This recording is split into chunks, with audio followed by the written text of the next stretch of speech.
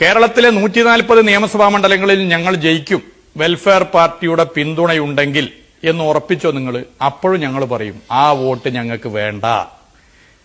നിങ്ങൾ പറഞ്ഞോ കേരളത്തിലെ 140 മണ്ഡലങ്ങളിലും RSSന്റെ വോട്ട് കിട്ടിയാൽ ഇടതുപക്ഷ ജനാധിപത്യ മുന്നണി ജയിക്കും, വോട്ട് വേണോ? അപ്പോഴും ഞങ്ങൾ പറയും ആ വോട്ട് ഞങ്ങൾക്ക് വേണ്ട. അങ്ങനെ നിങ്ങൾ രണ്ടാളൊന്ന് പറയും. നിങ്ങൾക്ക് രണ്ടാൾക്കും പറയാൻ പറ്റില്ല. പറയാൻ പറ്റാത്തത് നിങ്ങളുടെ ഇപ്പത്തൊരു പ്രശ്നം അധികാര കസേരയാണ്. അതിനൊപ്പം തുള്ളാൻ മാത്രമേ കേരളത്തിലെ കോൺഗ്രസിന് ഇനി സാധിക്കൂ. കാരണം കേരള കോൺഗ്രസ് പോയി, മുസ്ലിം ലീഗും കൂടി മുന്നണിയിൽ ഇല്ലെങ്കിൽ കേരളത്തിലെ കോൺഗ്രസിന് കെട്ടിവെച്ച പണം കിട്ടുന്ന മണ്ഡലങ്ങൾ എത്ര? 10 മണ്ഡലം ഈ കേരളത്തിൽ ഉണ്ടാകില്ല. അതുകൊണ്ട് മുസ്ലിം ലീഗ് നാളെ വെൽഫെയർ പാർട്ടി ലയിക്കാൻ പറഞ്ഞാലും കേരളത്തിലെ പല കോൺഗ്രസ് നേതാക്കന്മാർ ലയിക്കാൻ തയ്യാറാകും.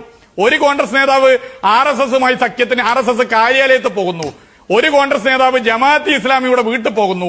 എന്തൊരവസ്ഥയാണ് ജവഹർലാൽ നെഹ്റുവിന്റെ കോൺഗ്രസിന് സംഭവിച്ചത് എന്ന് ചിന്തിക്കുന്ന കോൺഗ്രസുകാരെ മുഴുവൻ സ്വാഗതം ചെയ്യുന്നു. മുൻകൈ എടുക്കുന്നത്. ഇടവേളയ്ക്ക് ശേഷം